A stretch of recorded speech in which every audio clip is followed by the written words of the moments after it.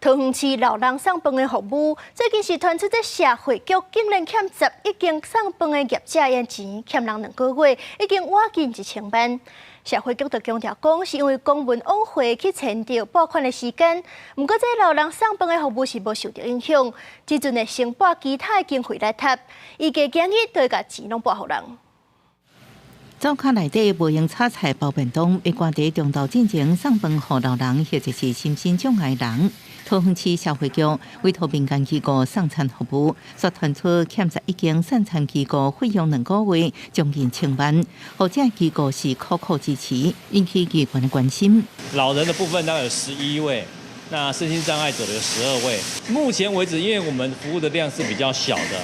那还不至于会有影响。那如果说持续一直拖欠下去的话，它势必会有影响。市府本来就有这个权利去做预算的调拨，所以我认为就是在这个反映的数字上面，其实应该可以再更积极一些。当朝预算部分社会局表示，中央补助90%，家己走总10%。113年原本向中央申请38亿外，按过今年当朝服务使用者增加，各向中央申请增加预算执行。公文来回拖延到拨款的时间，卫福部9月中已经核定经费，拨款的定数也在进行当中。中央要负担90%哈，中央钱一直没有下来，双方的公文往返耽搁了，我们市政府先垫，这个不是问题，赶快来解决。